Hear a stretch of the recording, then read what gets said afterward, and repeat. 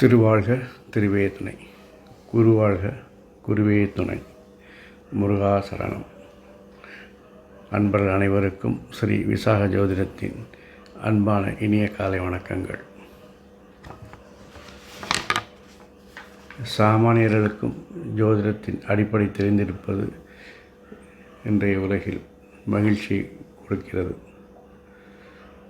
மேஷம் முதல் மீனம் வரை உள்ள 12 ராசிகளை ஒரு கட்டமாக வரைந்து இருப்பதை நாம் ஜாதகம் என்கிறோம் அல்லது ராசி கட்டம் என்று சொல்கிறோம். மேஷம் முதல் மீனம் வரை உள்ள 12 ராசிகளில் எந்த ராசியில் லக்கண புள்ளி விழுகிறதோ அந்த ராசியை லக்கணம் என கணக்கிடப்பட்டு அது முதல் பாவகமாக எடுத்து அதிலிருந்து வரிசையாக 2, 3, 4 என்று 12 பாவங்களை கணக்கிட்டு அந்த 12 பாவங்களில் இருக்கும் கிரகங்களின் சாரங்களை வைத்து நாம் ஒரு ஜாதகருக்கு நாம் பலன் சொல்கிறோம். அந்த 12 பாவங்களை ஜோதிட ரீதியாக பார்க்கும் பொழுது ஒரு முக்கியமான ஒரு பாவக இணைப்புகளை பற்றி அவர்கள் நமக்கு சூட்சமாக சொல்லுகிறார்கள். அதில் முதலாக வருவது 1, 5, 9 ஆகிய திரிகோண ஸ்தானங்கள். இதை லட்சுமி ஸ்தானம் என்பார்கள். இது நம் பூர்வ ஜென்ம புண்ணியத்தால் நமக்கு ஏற்படக்கூடிய காரியங்களை சொல்லுவது. 5 1ஆம் பாகம் என்பது இந்த ஜென்மத்தில் நாம் செய்யக்கூடிய செயல்களை பற்றி சொல்லுவது. 9 என்பது அடுத்த ஜென்மத்தில் உள்ள அல்லது நம்முடைய பாக்கியத்தை பற்றி சொல்லக்கூடியது 9ஆம் பாவம். இதை வாழ்வியலில் பார்க்கும் பொழுது 1ஆம் பாவம் ஜாதகருடைய குணநலன்கள், அவருடைய செயல்பாடுகள். 5ஆம் பாவம் பூர்வீகத்தினுடைய பயன்பாடுகள், இறை வழிபாடு, அது போன்ற விஷயங்களை சொல்லும். 9ஆம் பாகம் ஜாதகருடைய ஒழுக்கத்தையும் பாக்கியத்தை குறிக்கக்கூடியதாக இருக்கும். அதற்கு அடுத்தாக நமக்கு இருப்பது 1, 4, 7, 10 என்று சொல்லக்கூடிய கேந்திர பாவங்கள் எனப்படும். இந்த கேந்திரங்கள் வாழ்க்கையினுடைய தூண்கள் என்று சொல்லப்படுகிறது. இதை விஷ்ணுஸ்தானங்கள் என்பார்கள். ஏனெனில் ஒரு ஜாதகர் வாழ்வில் வெற்றி பெற அவருக்கு தேவை அவருடைய நல்ல குணங்கள், நல்ல தோற்றங்கள். அது 1ஆம் பாவம். நல்ல செயல்பாடுகள் 1ஆம் பாவம். 4ஆம் பாவகம் என்பது சுகஸ்தானம். அவருக்கு இருக்கக்கூடிய அசைய சொத்துக்கள், அசையா சொத்துக்கள். முதலில் அவர் அறிமுகமாவது தாயினம், தாயினுடைய அரவணைப்பு, அதனால் தாய் வழி ஆதரவு, அவருடைய வசதி வாய்ப்புகளை பற்றி சொல்லக்கூடியது 4.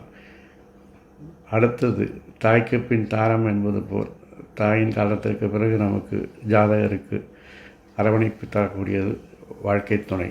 அதை பற்றி சொல்வது 7. 7ஆம் பாவம் வாழ்க்கை துணையால் வரக்கூடிய ஆதாயங்கள், நண்பர்கள், கூட்டுத் தொழில்கள், ஒப்பந்தங்கள். இது போன்று உங்கள் வாழ்க்கையினுடைய 2ஆம் நிலைக்கு உங்களை எடுத்து செல்வது 7ஆம் பாவம். குடும்பம் என்று ஆகிவிட்டது. குடும்பத்தை நடத்த பணம் வேண்டாமா? பொருளாதாரத்தை ஈட்டித் தருவது தொழில் ஸ்தானமாகிய 10ஆம் பாவகம், கர்மஸ்தானம் என்று சொல்வார்கள். ஆகவே வாழ்க்கையில் ஒரு ஜாதகருக்கு தூண்களாக இருப்பது இந்த 4 கேந்திரங்கள். ஏன்னா இந்த 4 பாவங்களை இணைத்தாலே உங்களுக்கு ஒரு சதுரமாகத்தான் வரும். அதனால் தான் அதை 4 தூண்கள் என்று சொல்கிறார்கள். இதற்கு அடுத்ததாக பிரபலமாக சொல்லக்கூடியது பணபரஸ்தானம் எனக்கூடிய 2, 5, 8, 11. இதை பற்றி தான் நாம் இன்று பேசப் போகிறோம். 2ஆம் பாவம் வேலையின் மூலம் கிடைக்கக்கூடிய சம்பளம், வருமானம், வங்கியில் இருக்கும் சேமிப்பு, நகை, ஆபரணங்கள், அதை பற்றி குறிக்கும். 5ஆம் பாவகம் பூர்வீகத்தினால் கிடைக்கக்கூடிய சொத்துக்கள், அதை பற்றி குறிக்கும். 8ஆம் பாவகம் திடீர் அதிர்ஷ்டங்களால் வரக்கூடிய வருமானங்கள், இன்சூரன்ஸ் பணங்களை பற்றி குறைக்கும். 11ஆம் பாவகம் முதலீடு பற்றிய லாபங்களை பற்றி குறிக்கும்.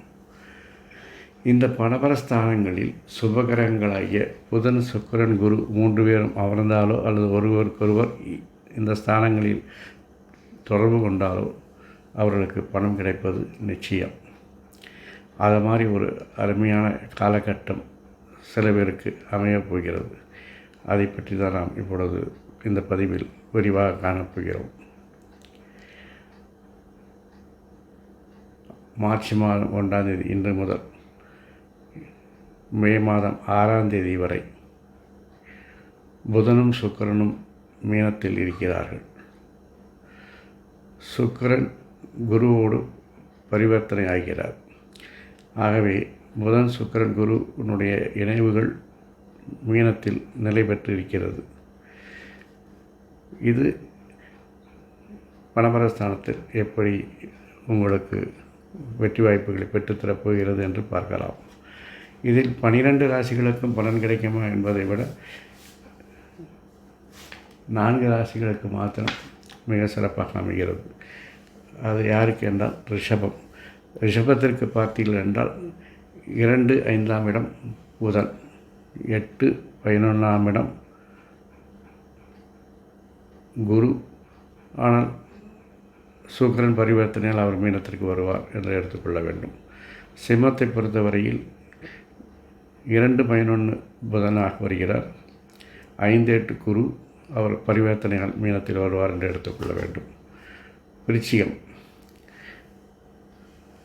2, 5 குரு பரிவர்த்தனையால் சுக்கிரன் மீனத்திற்கு வருவார் என்று எடுத்துக்கொள்ள வேண்டும். 8, 11 புதன். கும்பம் 2, 11 குரு பரிவர்த்தனையால் அவர் மீனத்திற்கு வருவார் என்று எடுத்துக்கொள்ள வேண்டும். 5, 8 புதன் அவர் மீனத்தில் இருக்கிறார். ஆகவே இந்த 4 ராசிகளுக்கும் 2, 5, 8, 11 சுபகிரகங்களாகிய புதன் சுக்கிரன் குருவினுடைய அமர்வு இருப்பதால் இவர்களுக்கு இந்த மார்ச் 1 முதல் மே 6 வரை உள்ள காலகட்டத்தில் அவர்கள் பணபலம் சிறப்பாக இருக்கும். அதில் சில கட்டங்களில் நாம் அதை தவிர்ப்பது நல்லது. அது எப்பொழுது என்று பார்க்கலாம்.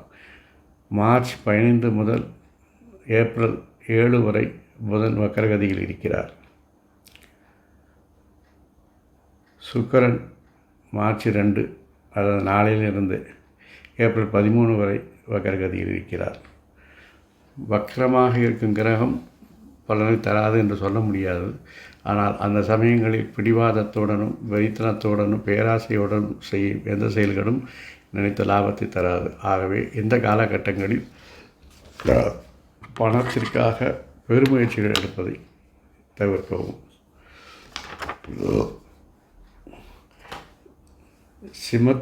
ரிஷபத்தை பொறுத்தவரையில் மீனம் 11ஆம் இடம் என்பதால் இந்த காலகட்டங்களில் அவருக்கு பெரிய முதலீடுகள் ஷேர் மார்க்கெட்டுகளில் நல்ல லாபங்கள் கிடைக்க வாய்ப்பு இருக்கிறது. சிம்மத்தை பொறுத்தவரையில் 8ஆம் இடமாக மீனம் அமைவதால் இவருக்கு திடீர் அதிர்ஷ்டங்கள் அல்லது இன்சூரன்ஸ் பணங்கள் இந்த காலகட்டத்தில் கிடைக்க வாய்ப்பு இருக்கிறது. விருச்சிகத்தை பொறுத்தவரையில் 5ஆம் இடம் மீனமாக அமைவதால் இந்த காலகட்டங்களில் அவருக்கு பூர்வீக சொத்தினால் அவர்களுக்கு வருமானங்கள் வர வாய்ப்பு இருக்கிறது. கும்பத்தை பொறுத்தவரையில் 2ஆம் இடம் மீனமாக அமைவதால் இவருக்கு தொழில் செய்யும் இடங்களில் வருமானம் அதிகரிக்கிறது. அதாவது incentive, promotion with high package, இல்லாட்டி உபரி வருமானங்கள், இது அதாவது பேசிவ் இன்கம் வாங்கலாம். அதை மாதிரி உபரி வருமானங்கள் இதெல்லாம் இவர்களுக்கு வர வாய்ப்பிருக்கிறது. ஆகவே இந்த 4 ராசிக்காரர்களும் இந்த காலகட்டத்தில் தங்களுடைய பண முயற்சிகளை செய்து வெற்றி பெற வேண்டும் என்று கேட்டுக்கொள்கிறோம். இதில் இன்னும் ஒரு சில சூட்சுமங்கள் இருக்கிறது. இந்த கிரகங்கள் வக்கரம் அடையும் பொழுதும் வக்கர நிவர்த்தி அடையும் போதும் ஸ்தம்பனம் என்ற ஒரு நிலை இருக்கிறது.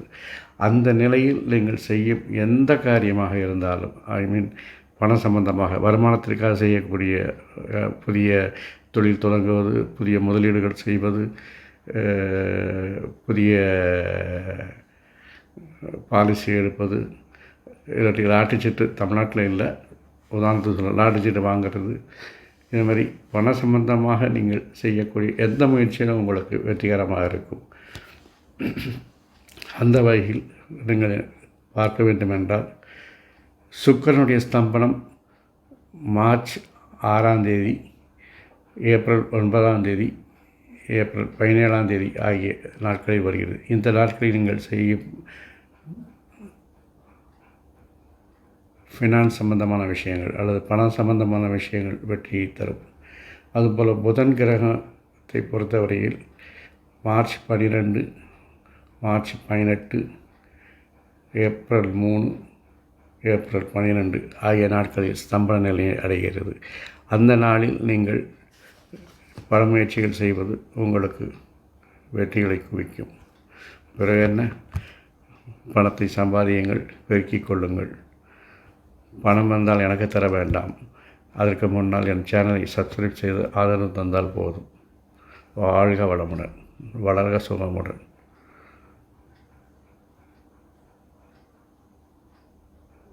அறம் செய்வோம், கர்மத்தின் வழி உரைப்போம். முருகாசரணம், கந்தாசரணம். எங்கும் மங்களம் உண்டாகட்டும். இங்கனம் ஸ்ரீ விசாக ஜோதிடம். நன்றி, வணக்கம்.